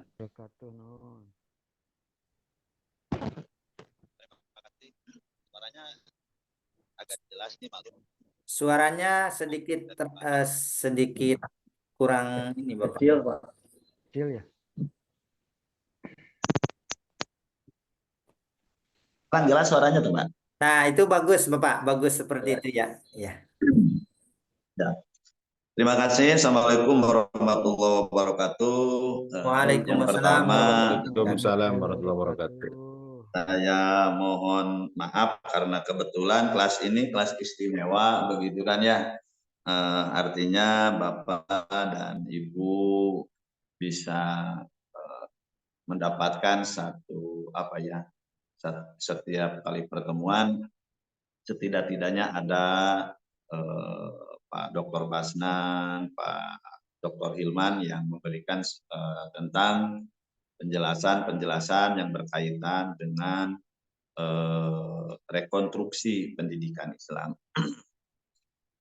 Kenapa berbicara rekonstruksi itu materi yang kami berikan itu sesuai dengan silabihnya itu, karena tadi betul kata Pak Dr. Basnang bahwa kita belajar itu tidak lepas daripada aspek historisnya, aspek sejarah. Bahkan kalau berbicara tentang sholat pun juga itu tidak mungkin ada perintah sholat tanpa ada sejarah Isra wal Mi'raj. Kalaulah memang ada sahabat-sahabat kita, untuk apa memperingati Maulid Nabi Muhammad SAW dan seterusnya. Yang bagi yang tidak, bagi saya nggak jadi masalah. Tapi saya punya pemahaman tidak mungkin ada risalah tanpa maulid, begitu kan ya. Ya, mau membawa risalah siapa tanpa ada maulid. Nah, ketika berbicara tentang risalah pada bertepatan dengan maulid. Itu perspektif yang kadang-kadang hal-hal yang seperti itu yang sering-sering sering terjadi di negara kita ini. Yang berikutnya, kalau Bapak dan Ibu ingin memahami tentang sejarah lebih jauh, ada salah satu buku Fedrian Hasmadnya tentang kronologi sejarah Islam dan dunia. Ini bisa saja Bapak dan Ibu mencari, ada buku yang namanya Kronologi Sejarah Islam dan Dunia 571 Masehi sampai 2016 Masehi. Ini termasuk agak lumayan juga tentang berbicara asbabun nuzul ya, gitu, dalam peristiwa-peristiwa dari mulai waktu zaman Rasulullah sampai 2016 16 ini kalaulah ingin lebih, walaupun tidak detail tapi secara garis besarnya di sini dibicarakan tentang masalah perjalanan historis atau sejarah. Yang berikutnya berkaitan tentang masalah tadi disampaikan ada sebuah pertanyaan yang bagaimana tentang relevansi Islam di Nusantara. Memang ketika muncul Islam Nusantara, kami juga sebagai dosen yang ngajar di Uninus dari mulai 96 ya, 97 gitu kan, sudah mulai mengabdi ketika dimunculkan yang disampaikan oleh Pak Kiai Agil Siraj itu tentang Islam Nusantara. Ketika terjun di masyarakat ini selalu ditanyakan itu gimana itu Islam Nusantara. Nah, mereka paham itu tentang Islam Nusantara itu seakan-akan berbicara adan gitu kan, pakai budayanya sendiri, termasuk segala-galanya disesuaikan sehingga agama menyesuaikan. Padahal di situ kalau kita pahami tentang relevansi Islam Nusantara tidak masuk kepada teologisnya, kan? Lebih kepada aspek budaya. Kan? Kalau di orang Arab pakai gamis sholat, kita pakai sarung. Itu lebih kepada aspek-aspek budaya, bukan kepada aspek teologisnya. Kalau berbicara teologis ya sama. Taraktu fikum amroini ma idza masakum bihima lan tadilu abada. Itu yang menjadi rujukan kita semua, Al-Qur'an dan As-Sunnah. Nah, tentunya di masyarakat sering diartikan bahwa ada satu pertemuan mau menjelaskan tentang bagaimana konsep Islam Nusantara. Nah, dianggapnya itu sesat, gitu kan, sampai dibubarkan. Padahal kita mau dibicarakan bagaimana Islam itu masuk ke Indonesia, gitu kan. Karena kultur historis Islam masuk ke Indonesia dengan Islam masuk ke Maroko begitu pasti berbeda. Di kita pendekatan lebih kepada pendekatan mereka revolusioner. Nah, kalau kita pendekatannya bukan pendekatan revolusioner kan. Jadi menyesuaikan apa yang kultur dan karakter di masyarakat itu sendiri secara evolusi kan. Nah, tentunya pendekatan secara revolusioner dan evolusi itu ya plus minusnya ada juga. Dan tentunya kita sebagai generasi berikutnya punya tanggung jawab bagaimana menjelaskan nilai-nilai kebenaran yang ditunjang dengan segala aspek keilmuan yang kita dapatkan. Terjadi fanatisme itu ya salah satunya itu karena kita belum paham gitu. Bisa kebanyakannya terjadi seperti itu. Orang berbicara menyalahkan A, B, C. Kenapa kita menyalahkan? Bukan berarti kita tahu permasalahan, justru kita bisa saja belum tahu permasalahan. Nah, akhirnya saling menyalahkan, saling membicarakan hal-hal yang tidak pantas lah untuk dibicarakan. Begitu. Nah, itu akan terjadi di lingkungan di kalangan kita sendiri. Contoh misalnya ada sebuah perubahan dulu ketika sebelum jatuhnya Islam dikuasai oleh Eropa dan gelar akademik pun juga berbeda. Nah, sekarang itu kan mulai S1 ada doktorandes, ada S2, ada magister, ada juga yang S3 gitu kan, ada doktor gitu kan. Terus lagi jabatan akademiknya guru besar, profesor. Kalau di abad pertengahan ke sana tidak mengenal itu. Contoh kayak Muhammad Iqbal yang menggagas ini kan sebutannya itu gelarnya itu al-alamah. Jadi jelas punya kompetensi. Yang mempertahankan itu adalah di pesantren gitu kan. Sampai hari ini yang mempertahankan kultur Islam yang zaman-zaman dulu itu ya kalau saya perhatikan itu di pesantren. Dikatakan kiai itu standarnya itu ada. Termasuk mungkin di kuliah kita sarjana pun juga ada, masih ada. Tapi kan kalau kita gitu kan standarnya kiai itu di daerah-daerah tertentu ya setidak-tidaknya alfiah itu harus hafalah begitu. Kalau ilmu nahunya begitu, kajian kitab-kitab kuningnya kita sudah membaca begitu. Nah kalau dulu ya hal-hal yang kayak gitu deh dipakai, tidak sembarangan orang pakai gelar-gelar itu. Nah Al-Alamah Muhammad Iqbal itu ataupun Imam Al-Ghazali apalagi dikatakan Hujatul Islam.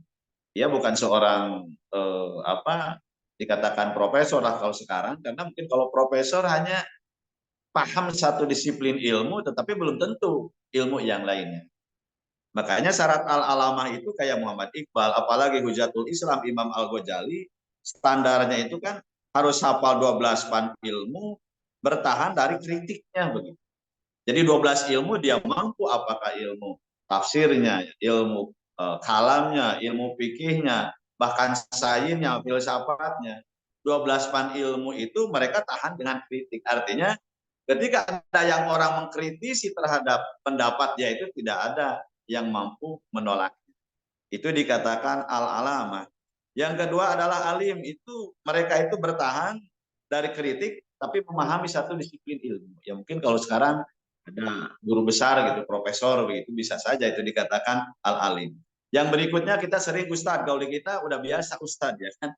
Kalau di Timur Tengah ya standar ustadz itu kan 12 fan ilmu kita ini tahu begitu kan, tetapi tidak tahan kritik. Artinya menguasai 12 fan ilmu tetapi tidak tahan dengan kritik. Kalau al-alamah menguasai 12 fan ilmu tetapi dia jelas tahan dari kritik. Yang berikutnya musakof, artinya satu dia paham, ahli ilmu nahu, gitu kan. Nah itu dikatakannya kalau dulu itu musakof. Nah terus tolib itu artinya orang yang sedang belajar, baru ke awam. Nah terjadi perubahan gelar akademik pun juga itu tadi betul apa yang disampaikan oleh Pak Dr. Basnan, karena ketika kejatuhan Islam itu sendiri dan akhirnya segala-galanya terjadi apalah sebuah perubahan. Nah, terus lagi kalau kita belajar tentang masalah ini sampai jam berapa Pak? Ini takut saya ke Sampai kelebihan waktu. 9.30 Bapak, 9.30 masih ada. Ya. Nah, apalagi apa namanya itu sekarang masih ada ya. Nah, artinya gelar akademik pun juga sekarang menjadi guru besar ataupun asbabnya itu bisa ketemu dari mana begitu kan ya. Kalau ketika zaman para Islam pada abad pertengahan tidak ada gelar profesor begitu. Tidak ada yang namanya doktoranes gitu kan. Yang ada pada saat itu Hujatul Islam, kalau Muhammad Iqbal termasuk tokoh-tokoh yang lainnya dikatakan al-alamah. Al-alamah itu indikatornya itu kayak yang tadi itu. Dia hafal 12 fan ilmu dan dia tahan daripada kritik kan. Terus lagi alim. Ya, itu tadi setelah saya sampaikan. Satu fan ilmu yang dia paham itu kan.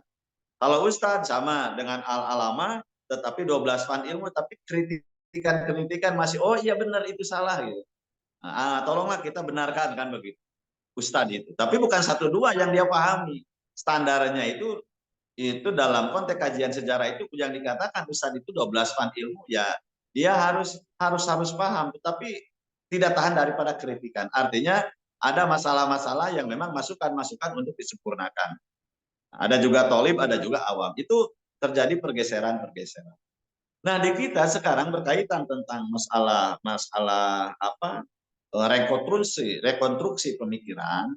Ini sebetulnya arahannya itu bagaimana mengembalikan ajaran-ajaran Islam itu, nilai-nilai Islam itu kembali kepada nilai-nilai yang seutuhnya. Yang maksudnya seutuhnya itu betul-betul Al-Quran itu dijadikan sebuah referensi. Hadis itu dijadikan sebuah referensi. Sebagai grand teorinya lah begitu Al-Quran, Al-Hadis termasuk pendapat para ulama yang terdahulu. Nah sekarang kadang-kadang terjadi begitu menggampangkan. Tadi ya dikatakan mengkafirkan, menyesatkan. Makanya saya sering disampaikan berbicara tentang menyesatkan itu ya tidak-tidaknya ada beberapa sudut pandang yang kita yang kita pahami. Ketika ada sebuah permasalahan, wah ini aliran sesat. Nah, mungkin kita sebagai orang akademisi, pisau yang mau dipakai menyesatkan sesuatu permasalahan itu setidak-tidaknya ada 3 begitu. bagaimana menggunakan pisau politik, bagaimana menggunakan pisau akademisi, bagaimana kita berbicara tentang pisaunya pisau teologis. Ada kelompok A disesatkan. Apakah lebih cenderung kepada aspek politisnya, aspek teologisnya, ataukah mungkin di situ aspek akademisnya, kan begitu. Nah, masyarakat kita kadang-kadang ketika disesatkan kepada pendekatannya pisaunya pakai pisau politik, lebih ke bawah-bawah kesananya kepada aspek teologis juga. Nah, itu yang lebih bahayanya. Nah, hal-hal yang kayak gitu itu merupakan kewajiban kita. Hanya ketika melihat sesuatu permasalahan itu harus dilihat secara utuh. Banyaklah, wah ini alirannya aliran sesat. Nah, seakan-akan kalau berbicara tentang sesat lebih kepada aspek teologisnya. Padahal bisa saja itu sesat secara aspek politisnya. Ketika dia paham dia, pendapat dia atau kelompok tertentu tidak sesuai dengan kebijakan pemerintah, ya bisa saja itu dikatakan sesat, lebih kepada pendekatannya sesat dalam aspek politis. Ya kan? Nah, secara akademis itu dikatakan sesat atau tidak, ya kan? Nah, artinya kita bisa beberapa pisau yang kita pakai, apalagi dari aspek sosiologisnya, dari aspek psikologisnya, kan begitu.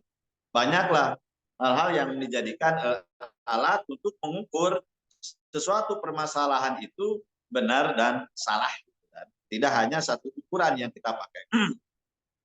Nah, selanjutnya berbicara tentang tadi sistem, memang iya terjadi munculnya Syiah, munculnya Khawarij. Kalau kita berbicara tentang sejarah tadi telah gamblang oleh Pak Dr. Basnang disampaikan. Kalau sebelumnya terjadi antara Ali bin Abi Thalib dengan Muawiyah, itu kan Syiah itu sudah ada.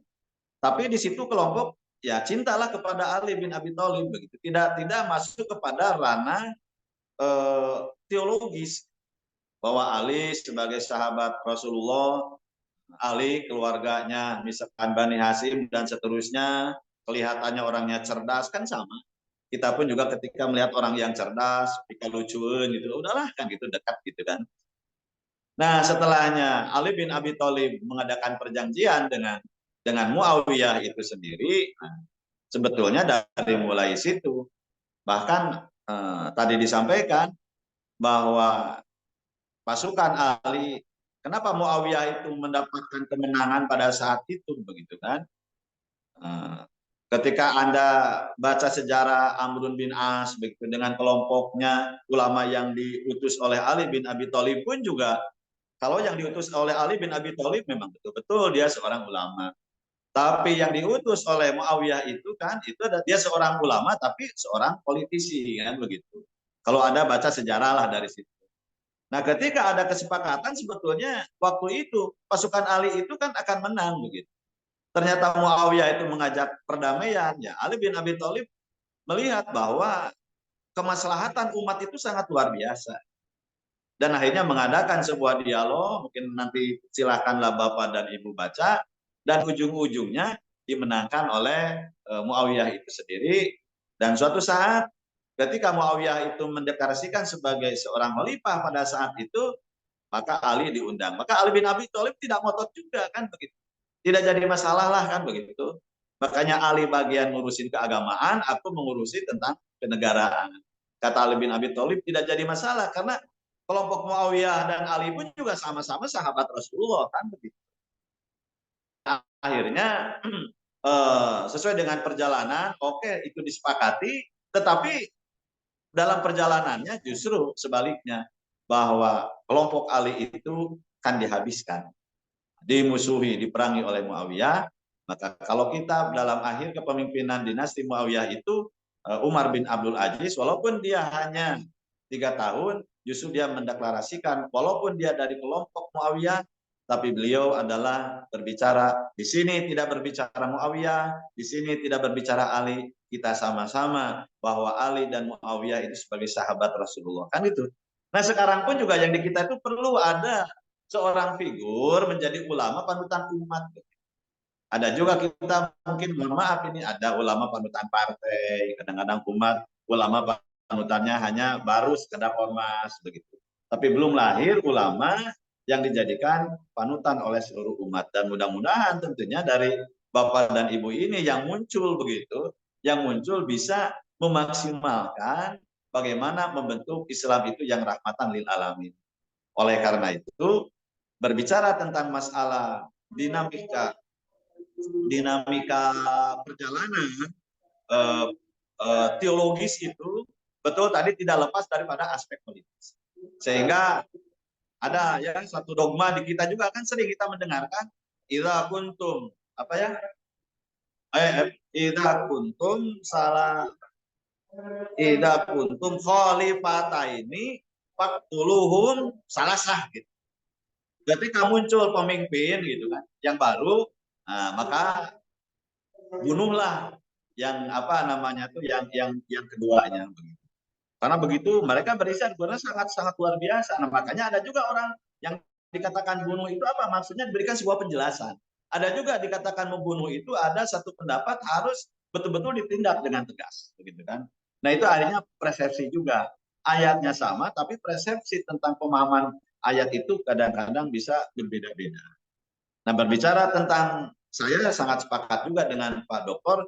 Berbicara tentang negara Islam itu lebih kepada nilai Islamnya, bukan kelembagaannya, gitu kan? Jadi Rasulullah Shallallahu Alaihi Wasallam ketika Futuh Mekah, ketika di Madinah itu tidak mendeklarasikan negara Islam, tetapi bagaimana nilai-nilai Islam yang diajarkan oleh Rasulullah. Makanya orang menyimpulkan itulah negara Islam. Padahal kalau dalam kaitan sejarah, yang tentunya mohon maaf ini saya juga mungkin masih terbatas referensi yang dibaca, tidak ada yang satu penjelasan bahwa inilah negara Islam. Tapi lebih kepada nilai-nilai Islam yang diterapkan di dalam sebuah membangun tatanan pengelolaan negara itu iya. Tapi kalau berbicara tentang masalah Rasulullah memformat bahwa negara Islam itu seperti ini, nah itu mungkin ya perlu kita dalami bersama. Tapi saya lebih kepada format membangun tatanan nilai dalam sebuah kelembagaan pemerintahan yang mana di dalamnya adalah ada nilai-nilai agama itu sendiri. Nah, di kita pun juga sama berbicara hukum positif itu kan apa yang disampaikan oleh Pak Mahfud, mengadopsi satu dari kebudayaan kearifan lokal, yang kedua udah jelas yang menjadi landasannya itu agama itu jadikan landasan juga. Nah, ketika ditentukan itulah baru dikatakan hukum positif, hukum negara. Karena negara kita ya mohon maaf bukan negara agama, tetapi mayoritas kita adalah umatnya beragama. Maka mau tidak mau nilai-nilai agama itu sangat mewarnai terhadap konstitusi yang ada di negeri kita. Jadi bagi saya tidak perlu ada namanya negara Islam, tapi nilai-nilai Islam yang memang harus kita laksanakan sebagaimana mestinya. Karena beginilah, ini keluarga yang soleh begitu. Tidak perlu ada brand seperti itu. Tapi ketika ibunya rajin sholat, bapaknya rajin sholat, anaknya rajin sholat, puasa, baca Quran, di rumahnya etikanya bagus, orang lain pun juga bisa menyebut, wah ini mah keluarganya keluarga yang soleh. Tidak perlu satu keluarga berbicara, oh saya ini keluarga yang soleh gitu. Padahal mah disebutkan bahwa saya ini keluarga yang soleh, kadang-kadang puasaan tuh, anaknya mabuk, bisa terjadi seperti itu. Nah, apa arti sebuah nama kalaulah memang tidak mencerminkan nilai-nilai yang sebenarnya. Jadi bukan berarti saya anti terhadap kepada kawan-kawan misalnya perlu negara Islam karena dasarnya tadi apa yang disampaikan oleh Ibu tadi ada wa malam yahkum bima anjalallahu faulaika humul kafirun faulaika humul fasikun faulaika humuz zalimun. Bahkan ayat atiullah wa atiur rasul wa ulil amri minkum, tidak minhum tetapi minkum kan begitu. Itu kan persepsi kan begitu, persepsi boleh-boleh saja tapi kita perlu didiskusikan. Tapi kalau berbicara nilai-nilai Islam semuanya pun juga kita sepakat bahwa kita seorang muslim punya kewajiban siapapun orangnya yang menjadi pemimpin, apakah pemimpin kita sebagai pribadi, pemimpin dalam keluarga dan negara, mau tidak mau nilai-nilai Islam itu kalau kita sebagai seorang muslim, waman ahsanu qaulan mimman da'a ilallah wa amila solihan wa qala innani minal muslimin. Itu mau tidak mau kita harus mencerminkan seorang muslim. Nah, berikutnya yang terakhir, insya Allah mungkin nanti ketika mungkin nanti dengan Pak Dr. Asep closingnya bisa saja ada satu hari kuliah akidah Ahmadiyah ataupun fikih Ahmadiyah termasuk akhlak Ahmadiyah. Itu ada pemateri yang bagus juga tentang penjelasan di situ munculnya Khawarij, termasuk Wahabi di dalamnya, sehingga kita bisa jelas begitu. Membedakan Ahlus Sunnah itu apa begitu. Yang dikatakan Sunni itu apa, Syiah itu apa begitu. Nah, sekarang ini kadang-kadang orang terjebak di masyarakat kita, kadang-kadang yang awam dikatakan Ahlus Sunnah wal Jamaah itu yang sunnah itu yang kunut, yang tahlil, yang tidak kunut seakan-akan bukan Ahlus Sunnah gitu kan. Nah, masih ada di masyarakat kita ini yang apa ya, yang mengklaim seperti itu. Tapi ketika kita belajar tentang akidah Ahmadiyah, tentang fikih Ahmadiyah, termasuk akhlak Ahmadiyah, itu akan terbuka dengan berbagai macam referensi kitab yang disampaikan, bahwa yang dikatakan Ahlus Sunnah wal Jamaah itu ya setidak-tidaknya berbicara fikihnya itu yang 4, berbicara tentang masalah tasawufnya 2, ya mungkin yang menjadi referensi Imam Al-Ghazali dengan siapa? Junaid Al-Baghdadi kan begitu. Itu kajian tasawufnya. Berbicara tentang teologinya Abu Hasan Asy'ari dengan Al-Maturidi. Itu yang menjadi rujukannya, begitu yang menjadi rujukannya. Nah, kalaulah kita harus kembali kepada Al-Quran, tidak boleh pakai ulama-ulama, ya boleh-boleh saja punya pendapat seperti itu, tetapi kan kita belajar seperti ini, tahu A, B, C kan jasa ulama. Kalau saya punya pendapat bahwa ada salah satu hadis bahwa warisan gitu kan, para nabi itu, warisan yang diwaris oleh nabi itu adalah warasatul anbiya, itu adalah para ulama itu adalah warisan para nabi. Ketika nabinya sudah tiada, ya ulama-ulama yang sholihin yang sekarang itu sebagai penerusnya. Dan itu kita harus yakini. Kalau saya meyakini hal yang seperti itu. Alaikum bisunati pasunati khulafaur rasyidin. Itu mungkin hadis-hadis yang menjelaskan bahwa ulama-ulama yang muncul sekarang ini yang membawa kepada arah yang positif itu sebagai pewaris Rasulullah Shallallahu Alaihi Wasallam. Jadi terjadinya perbedaan sekarang pun juga lebih kepada pemahaman, ada yang tekstual, ada yang kontekstual. Semacam tadi, ketika seseorang dikafirkan, kalaulah orang mengkafirkan hanya sudut pandang teologi dengan sudut pandang akademisi, sudut pandang politik, pasti memberikan kesimpulan yang berbeda. Makanya harus satu makom biar kita memahami sesuatu permasalahan itu clear. Nah, sekarang ini kenapa tidak clear? Karena tidak satu makom dalam memahami satu permasalahan. Nah, itu saja mungkin yang bisa saya sampaikan. Saya mohon mungkin kalau Bapak dan Ibu mau sedikit sebagai tambahan, ada buku yang bagus ini, silakan untuk ya nggak usah dibeli, yang penting punya aja lah. Ini bisa diwariskan oleh anak cucu begitu kan ya. Itu Fedrian Hasman ya, kronologi sejarah Islam dan dunia. Ini dari mulai Rasulullah lahir sampai 2016 dicatat di sini. Ini harganya murah, Bu. Pak, ini cuma kemarin saya beli dulu gitu kan, 60.000 begitu. Masih mahal HP kan 5 juta, 3 juta. Ini paling mahal sekarang 100.000 lah begitu. Tetapi alhamdulillah ini menjadi hasanah, cara di dalamnya pun juga sangat-sangat bagus begitu kan ya. Berbicara tentang tahun, peristiwa, dan kejadian. Ini sangat-sangat. Itu saja yang bisa saya sampaikan. Selamat untuk menunaikan ibadah saum. Dan semoga saum kita selalu mendapatkan ampunan dari Tuhan Yang Maha Kuasa. Amin ya Dan Allah. Bapak dan Ibu semuanya dalam keadaan sehat. Saya ingin bahasa Sundana mang ngesono, ayo ketemu kapan tetap muka ya kan begitu. Jadi yang dikhawatirkan Bapak dan Ibu melihat saya itu ganteng gitu kan, Pak. Oh, Pak Yadi ganteng kan gitu. Jadi fitnah nantinya disebutkan ganteng, pas ketemu kecewa kan jadi dosa, Pak. Ganteng, Pak. Ganteng. Jadi, Insya Allah udah ya, lebaran, Pak. Ya nanti kita minimal walaupun tidak kuliah nanti ya kita ngobrol-ngobrol ringan lah, pengennya kita ketemu Pak Hilman, Pak Basnan. Nah, ada minimal selama kuliah 1 kali kita. Insya Allah, insya Allah. Insya Allah, Pak. Nah, ringan lah.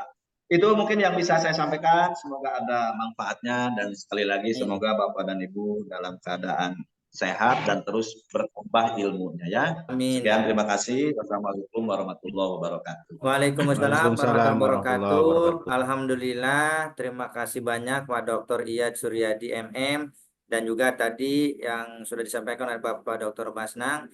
Bapak Ibu semua peserta kuliah pagi hari ini, untuk hari ini karena waktu juga sudah cukup ya, sudah pas. Alhamdulillah untuk penyaji sudah selesai, tadi dilanjut dengan tanya jawab dan akhirnya pendalaman dan memperkaya keilmuan juga oleh Bapak dosen kita berdua tadi sudah sangat kaya sekali, sangat banyak.